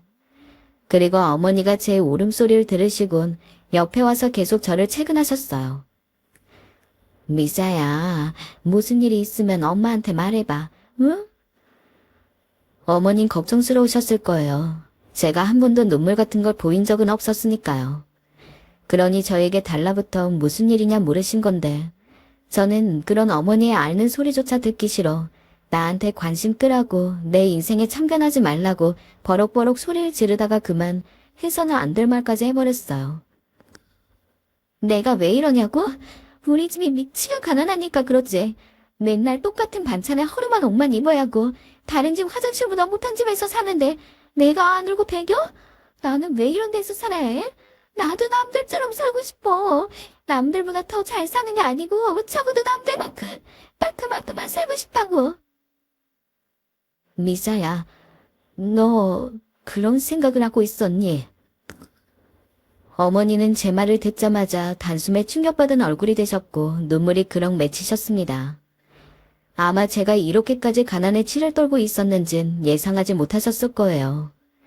하지만 저도 그날은 현장으로 인해 받은 충격이 커서 그랬던 건데 후회해도 소용없었죠. 그날 이후 안쓰럽게도 어머니께서는 눈에 띄게 어두워지셨고 말수도 없어지셨습니다. 가끔씩 잠결에 들려오는 한숨소리만 제 귀에 어른거릴 뿐이었어요. 그리고 저는 저대로 어머니와 괜히 말 섞기 싫어 어머니를 피했고요. 어머니는 그저 필요한 용돈 정도 주시면서 가끔 저에게 뭐 더 필요한 거 없냐 물으시곤 했는데 저는 그 대답마저 뚱하게 하곤 했어요. 뭐 필요한 거 있으면 사줄 순 있고 돈도 없으면서. 이렇게 말하곤 학교로 나가버리기 일쑤였습니다. 사실 그 당시 제 처지나 상황이 다른 사람에 비해 힘들고 안 좋았던 건 맞아요. 허나 그게 저뿐만이 아니었고 저희 반에도 그런 아이들이 많았는데 유독 저만 그렇게 이 상황을 받아들일 수 없어 했어요. 그리고 하염없이 친구 현정이를 부러워하면서 나도 저 집에 태어났으면 하고 바랬죠. 그랬던 제가 어느 날 철이 좀 들었던 사건이 하나 생기게 되었는데요. 당시 저희 어머니는 식당에서 일을 하고 계셨어요. 국수를 파는 집이었는데 학교 갔다 오는 길에 어머니가 불러서 종종 들릴 때가 있었어요. 하지만 당시엔 어머니랑 사이가 좋지 않아 그냥 말도 없이 지나치곤 했었네요. 그런데 그날 어머니가 저를 부르시는 거예요. 미자야, 미자야. 배고프지? 국수라도 먹고 가. 그리고 이거 용돈이야. 이거 먹고 싶은 거 많이 사 먹어. 어머니 국수 먹으란 말에 싫다고 대답하려 했는데 어머니가 급히 제 손에 돈을 쥐어주더라고요. 그 돈은 생각보다 액수가 컸어요. 그리고 순간 저도 모르게 꼬깃한 돈을 보는 순간 눈물이 핑 돌더라고요. 어머니가 얼마나 힘들고 있는지 뻔히 아는데 그렇게 대목받는 말을 해놓고 그럼에도 불구하고 제 기분 풀어주겠다고 돈을 주시는 어머니. 그제야 지난 과거의 제 모습이 한심스럽게 느껴지면서 그 돈을 다시 어머니 손에 쥐어주곤 집으로 도망치다 뛰어왔어요. 그 후 고등학생이 돼서는 준비물이나 꼭 필요한 돈 아니면 아쉬운 소리를 전혀 하지 않게 되었네요. 어머니도 어렴풋이 그런 걸 아셨는지 오히려 먼저 용돈 필요하지 않느냐고 물으시곤 했어요. 허나 집 사정이 뻔히 보이는데 아쉬운 소리 할 수 없으니 매번 거절하다가 안 될 것 같아서 알바를 하기도 했었네요. 제가 쓸 돈은 제가 벌겠다면서 한편으로는 알바로 대학 학비까지 모아두려고 했었던 것 같아요. 그때 문득 아버지의 부재 때문에 이런 걸 수도 있겠구나 생각하기도 했어요. 아버지가 엄해서 알바 같은 걸 못한다는 친구들이 꽤 있었던 걸로 기억하거든요. 뭔가 제 아버지를 생각하면 기억나는 게 많이 없는 것 같아요. 두고두고 떠올릴 만한 추억을 제게 선물해주지 못하고 너무 어렸을 때 돌아가셔서 그런 것 같은데 돌아가셨다는 생각을 해도 애틋한 마음보다는 수긍하는 마음이 들어요. 아, 맞아. 돌아가셨구나. 그렇지. 하는 마음 있잖아요. 반면에 어머니를 생각하면 가슴이 먹먹해지면서 뭐라고 딱 정리할 수가 없는 감정이 섞여서 저를 슬프게 했어요. 50여 년을 살아오면서 40년 이상 제 세상의 가장 큰 부분을 차지한 게 저희 어머니라서 그렇겠죠. 당신의 삶을 모두 희생해서 제 삶을 빛내주던 분. 제게는 어머니가 어머니고 아버지셔서 더 애틋하고 특별해요. 그래서 대학까지 졸업하고 학구열이 높으셨던 어머니 덕분에 정말 좋은 곳에 취직한 후에는 온 마음으로 어머니를 모셨던 것 같아요. 어머니와 저 둘 다 한 번도 가본 적 없었던 좋은 레스토랑에 데이트를 가기도 하고 예전이라면 상상도 할 수 없었던 좋은 옷을 선물해드리고 어머니께서 하시던 소일거리들 모두 그만두시게 했었네요. 우리 미자 덕분에 엄마가 너무 호강을 하는구나. 호강은 무슨? 건강하게 오래오래만 살아줘요, 엄마. 엄마가 저렇게 한 번씩 말씀을 해주시곤 했는데 그 말을 들을 때마다 내심 얼마나 뿌듯했는지 몰라요. 허나 잠깐은 이제 우리 어머니 더 고생하지 않으셔도 된다 하고 기뻤는데 이미 다 트시고 거칠어진 손을 보니 마음이 아프더라고요. 앞으로 살아가고 아이를 키워내려면 그럴 수밖에 없었던 거겠지만 모두 제 탓 같기만 하고 죄송스러웠습니다. 그렇게 어머니를 모시고 계속 혼자 살려고 했는데 어쩌다 보니 좋은 사람을 만나서 가정을 꾸리고 아이들을 낳게 되었어요. 남편의 이야기를 잠깐 하자면 남편은 제가 대학에서 만난 대학 동기예요. 같은 과에 같은 동아리까지 들었어서 친하지 않기 힘든 친구 사이였답니다. 동아리 원들 중에서도 유독 남편과 제가 죽이 잘 맞기도 했어요. 성향이 비슷하다고 해야 할까? 그래서 남편에게는 제 사정도 좀 이야기를 하곤 했어요. 제가 결혼을 하지 않겠다고 했던 것도 알았고요. 허나 남편이 제게 먼저 고백을 했었어요. 미자야, 네가 결혼하고 싶지 않다는 것도 알고 다 아는데 그래도 난 네가 좋아. 결혼을 전제로 하지 말고 그럼 일단 우리 연애만 해보자. 어때? 솔직히 저는 처음에 반신반의했어요. 어머니와 함께하고 싶은 생각이 컸는데 혹시나 변수가 생길까봐 두려웠거든요. 그런데 아무래도 잘 어울리고 죽도 잘 맞다 보니 마음이 생겼었나 봐요. 남편의 고백을 받고 나니 마음이 흔들리더라고요. 그리고 남편이 저를 끈질기게 설득을 하기 시작했어요. 내가 싫은 게 아니라는 거 안다. 결혼까지는 바라지 않겠다. 어머니께도 잘하겠다. 마음이 아예 없었으면 모르겠는데 마음이 조금이라도 있던 사람의 설득이라 그런지 슬슬 연애를 하는 쪽으로 기울었습니다. 그 말은 딱 들어맞았어요. 남편이 연애를 하는 동안 저희 어머니께 정말 잘했거든요. 데이트를 하다가 뭔가를 선물하면 항상 어머니 몫까지 생각해주고 맛있는 거 먹으면 어머니 드리라고 하나 포장해주고 오히려 결혼도 남편이 원했다기보다 제가 먼저 생각하게 되었던 것 같아요. 아, 이런 사람과 결혼한다면 할 수 있을 것 같다. 나도 가정을 꾸리고 살 수 있을 것 같다. 고백은 아까 남편이 먼저 했다고 했잖아요. 프로포즈는 제가 먼저 했습니다. 근데 멋은 좀 없었던 것 같아요. 그냥 평소처럼 데이트를 하다가 문득 슬쩍 물어봤어요. 우리 결혼할까? 어? 정말? 정말이야? 아, 진짜지? 마음 바꾸기 없기야. 5년을 사귀면서 결혼의 기억자도 꺼내지 않던 제가 결혼에 대해 먼저 얘기를 꺼내니까 남편이 눈이 튀어나올 것처럼 놀라면서 생각할 시간을 달라는 말도 없이 좋다고 하더라고요. 그리고 프로포즈는 자기가 할 거라며 이 프로포즈는 정식이 아니라 무효라고 하는데 이미 결혼하자고 했고 승낙의 말까지 들은 거면 이게 프로포즈 아닌가요? 비록 로맨틱하진 않았더라도요. 아무튼 그렇게 프로포즈를 하고 양가 부모님께 말씀드리고 상견례를 하고 아마 그때 시부모님을 처음 뵌 것 같은데 시부모님도 참 좋은 분들이라 그 뒤로도 홀어머니만 있는 저를 하대하시거나 폄하하시는 일이 일절 없었어요. 오히려 사돈께서 혼자 너무너무 고생하셨다. 대단하신 어머님 밑에서 바르게 잘 자랐다며 내내 저와 저희 어머니를 편안하게 해주셨습니다. 결혼하고 나서는 어머니께는 물론이고 신에게도 잘하려고 노력했었네요. 남편이 결혼 전과 다름없는, 아니 어쩌면 그보다 훨씬 더 저희 어머니께 잘했거든요. 남편을 생각하면 고맙고 미안한 마음뿐인 것 같아요. 남편이 아니었다면 가정을 이룰 생각은 꿈도 못 꿨을 거고 거기서 오는 기쁨을 모르고 살았을 테니까요. 그런데 참 지금 이 나이가 되어서 가정을 이루고 살다 보니 그때의 어머니가 얼마나 대단하셨는지 알겠더라고요. 어떻게 모든 걸 포기하고 자신만을 보면서 사셨는지. 먹고 싶은 것도 하고 싶은 것도 보고 싶은 것도 많으셨을 텐데 그 꽃 같은 나이에 돈을 벌고 나서는 좋다는 것만 잔뜩 해드렸지만 그렇다고 또 젊은 날에 보상이 되지는 못할 것 같아서 아쉽고 서럽던 저를 떠올리면 아프고 그냥 그런 날들의 반복이었습니다. 그리고 마음속으론 앞으로도 계속 그런 날들만 반복될 줄 알았어요. 보상이 되진 못할 테지만 계속 어머니께 좋은 걸 해드리고 어머니는 좋아하시고 하는 그런 일상이요. 설마 열심히만 살아오시던 우리 어머니, 내 어머니가 그런 병에 걸리게 될 줄은 꿈에도 몰랐습니다. 꿈에서라도 알았다면 어떻게든 피할 수 있게 했을 텐데 아무도 제게 예고해주지 않았네요. 사실 그 누구도 예고해줄 수 없는 일인 것 같아요. 처음엔 그냥 어머니가 연세가 있으시니 가벼운 건망증이신가 보다 했어요. 연세가 있으신 어르신분들은 뭔가 쉽게 잊으시고 기억을 잘 못하시고 하시는 걸 봤었으니까 저희 어머니도 그런 줄로만 알았어요. 그런데 그게 아니더라고요.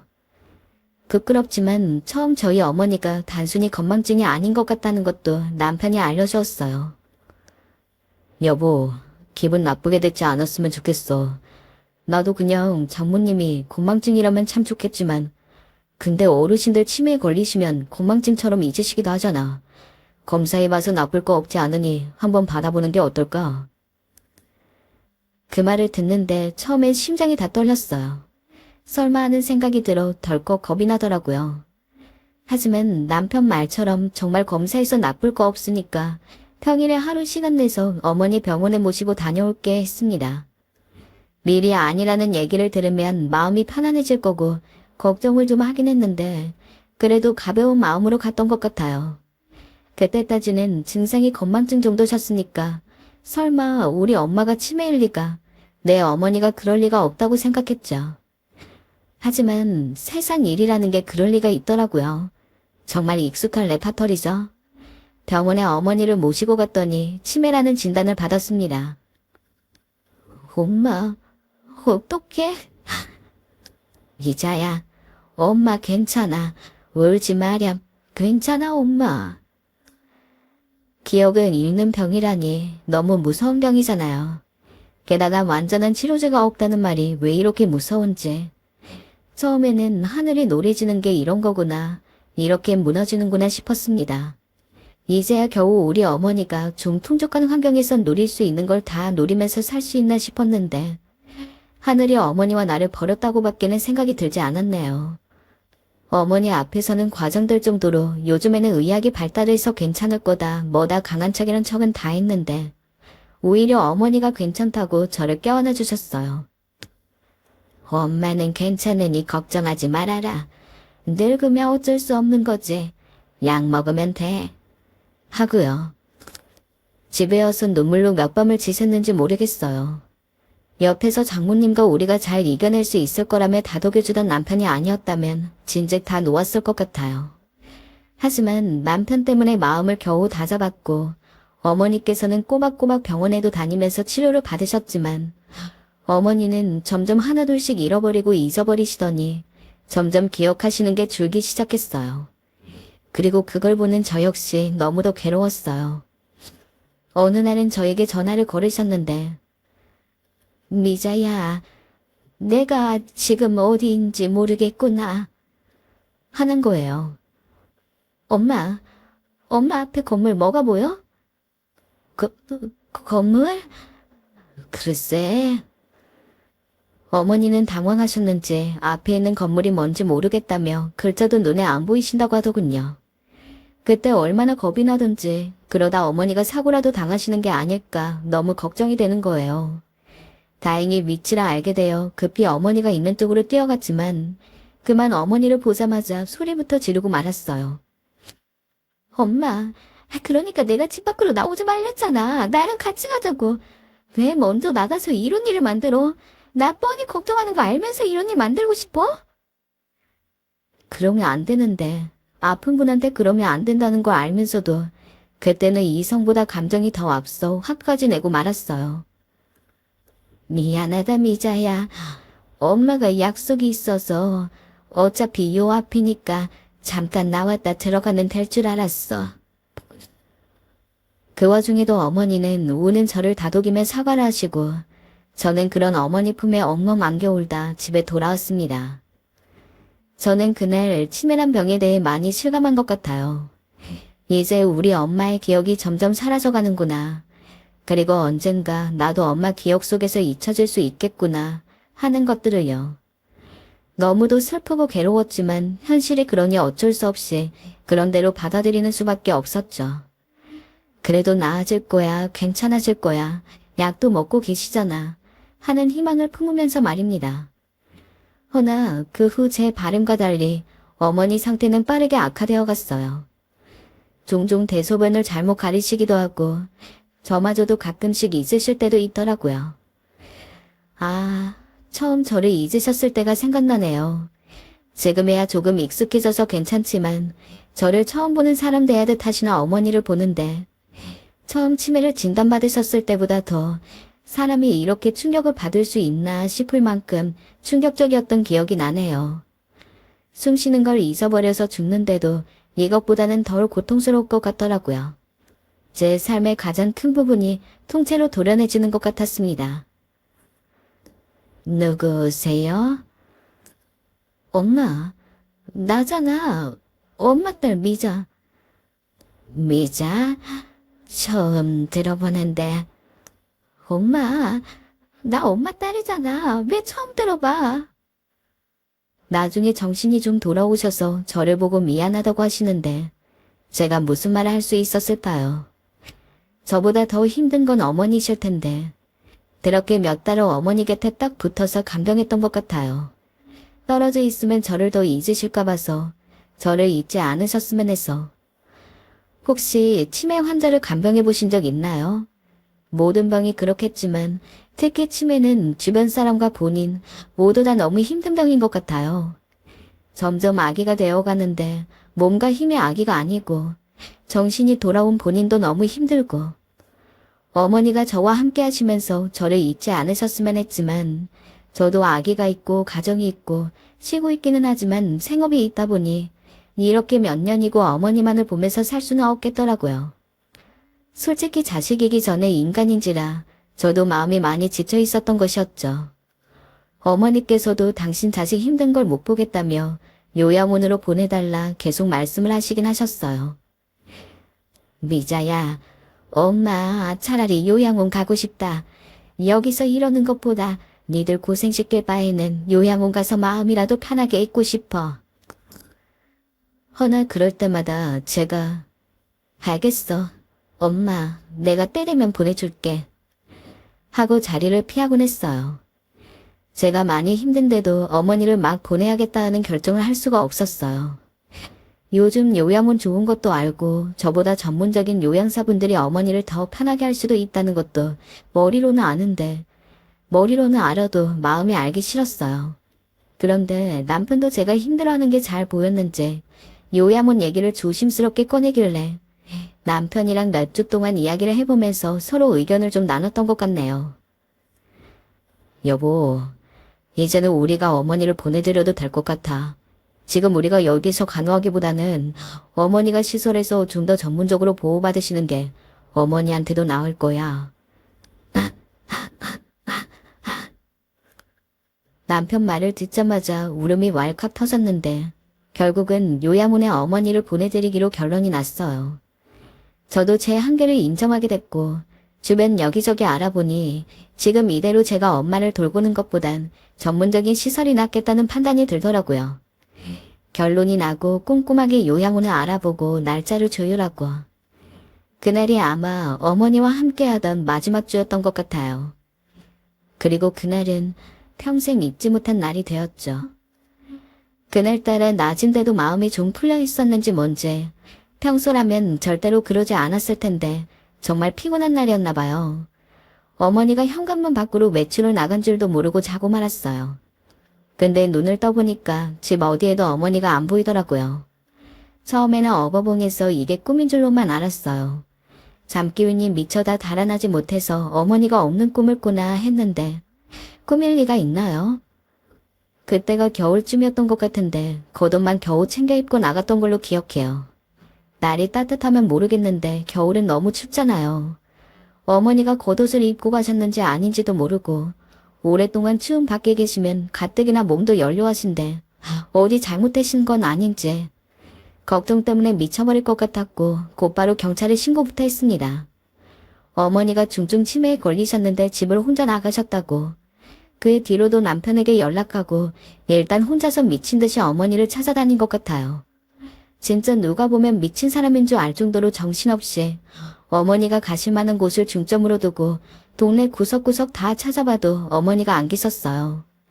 이대로 어머니를 못 찾는 건 아닌가 절망적인 생각만 계속 들고 눈앞이 캄캄해서 어떻게 해야 할지도 모르겠더라고요.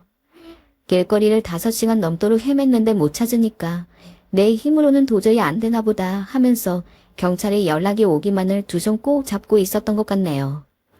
그런데 그렇게 2시간쯤 지났나? 경찰에서 연락이 왔습니다. 저희 동네에서 멀리 떨어진 도로가에서 어머니를 발견했어서 인근 경찰서에서 보호를 하고 계신다고. 연락처가 적힌 팔찌를 하고 계셔서 더 쉬웠다고. 그제야 숨을 좀 쉬겠더라고요. 남편에게 찾았다고 전해준 다음에 거의 날다시피 경찰서로 간 것 같습니다. 경찰분들께 너무 감사하더라고요. 말로는 다 표현도 못할 만큼. 장장 7시간 만에 찾은 어머니는 생각보다 얇은 차림은 아니셨어요. 다행히 제가 항상 챙겨드리던 겉옷을 입으셨더라고요. 이상한 점이라면 추우신지 양쪽 손을 가슴에 대고 계셨던 점이랄까요? 엄청 따뜻한 차림이 아니기는 해서 그러실 수도 있겠구나 싶었어요. 그리고 그 모습을 보니까 안도감이 들더군요. 7시간만이지만 경찰분들이 발견하신 것도 연락 주신 것도 어머니가 너무 얇게 입고 계시지 않았다는 것도 그냥 다 감사하고 그대로 어머니를 모셔오려다 생각나서 잠시 근처 편의점에 들려서 주스 세트를 사서 드렸어요. 한사코 거절하시면서 받으면 안 된다고 하시는데 억지로 품에 안겨드리고 왔습니다. 마음 같아서는 더 귀한 걸 드리고 싶었네요. 그렇게 어머니 손을 꼭 잡고 경찰서로 나와서 길을 걸었습니다. 단둘이서 손을 잡고 길을 걷는 건 오랜만의 일이라 그런지 옛 기억들이 새록새록 나더라고요. 어머니와 둘이 장을 보고 오면서 도란도란 이야기를 나누던 일부터 시작해서 한참 동안 추억에 빠져서 걸었던 것 같네요. 그렇게 얼마나 걸었을까. 어머니가 품에서 뭔가를 빼시더니 제게 건네시더라고요. 겨울인데도 품속에 있었던 거라 그런지 따뜻했습니다. 그래서 그냥 핫팩 같은 건 줄 알았어요. 경찰분이 주셨나 했는데 핫팩이 아니더라고요. 핫팩이 아닌데 핫팩처럼 따뜻해진 거였어요. 잠시 사고가 정지하는 것 같았습니다. 누가 제 시간을 멈춰둔 것처럼 정신이 멍해지더라고요. 그리고 다음 이어지는 어머니 말에 저는 속절없는 눈물을 흘릴 수밖에 없었습니다. 우리 아가 이거 좋아하지? 엄마, 따뜻할 때 얼른 먹어. 나한테 이거 사다 주려고 나갔던 거예요. 이게 뭐라고요? 엄마, 저 이제 이런 거 필요 없어요. 나 엄마만 있으면 된단 말이에요. 우리 아가 이거 좋아하잖아. 얼른 먹어봐. 철없던 어릴 때 어머니한테 그렇게 조르고 졸라서 얻어냈던 크림빵. 아까 이야기했던 그 크림빵을 저 주시겠다고 7시간을 품에 품고 계셨던 겁니다. 따뜻하지 않을 수가 없었던 거예요. 애초에 밖을 나가신 이유도 아마 정신이 없으신 와중에도 당신 자식이 좋아하는 거 사다 주시겠다고 나가셨던 것 같아요. 그러다가 집에 오시는 길을 잃어버리고 크림빵이 겨울바람에 차가워질까봐 품에 넣으시고 7시간을. 그 순간에도 어머니 몫은 여전히 없다는 게 마음이 아프더라고요. 오로지 제 것만 딱 하나만 있으니까. 그리고 그 호칭. 그때 그 시절로 돌아간 것 같았어요. 실은 엄마가 어렸을 때 저를 아가라고 부르셨거든요. 우리 아가, 아가. 제가 중학교 들어가면서 사춘기가 오고 아가라고 부르는 게 싫다고 엄마한테 말을 한 뒤로는 들을 수 없었던 호칭인데 이렇게 들으니까 길에서 그렇게 펑펑 울었던 게 처음인 것 같아요. 한 손에는 크림빵, 한 손에는 어머니 손을 부여잡고 지나가던 분들이 무슨 일이냐고 물어볼 만큼 사람이 눈앞이 안 보이고 숨이 안 쉬어질 정도로 올 수가 있구나를 알았습니다. 그 와중에 어머니는 제 옆에 함께 쭈그려 앉아 거칠어진 손으로 제 눈물을 하나하나 닦아주셨어요. 엄마, 미안해 엄마. 뭐가 미안해 아가. 내가 어렸을 때 엄마 속 많이 썩여서 못된 말 많이 해서 미안해. 그게 다 미안해. 저는 그날 마음속에서 우러나오는 사과를 전하며 다시금 울었습니다. 그때 느꼈던 감정과 기억이 온전치 않으신데도 불구하고 자식부터 챙기시는 어머니의 사랑은 지금도 그렇지만 훗날까지도 평생 잊을 수 없을 것 같아요. 지금 어머님은 오전 9시부터 오후 5시까지 노인 돌봄센터에서 전문가분들의 도움으로 지내시고 저녁에는 집으로 돌아오세요. 차마 어머님을 요양원으로 보낼 수 없겠더라고요. 그래서 노인 돌봄센터로 결정을 했답니다. 지금으로선 어머니께서 그저 편안히 즐거운 마음으로 좋은 것만 기억하시고 또 그 기억 속에서 행복하길 바랄 뿐이에요. 그리고 앞으로도 평생 저희 어머니 사랑에 보답하는 마음으로 함께 하려고 합니다.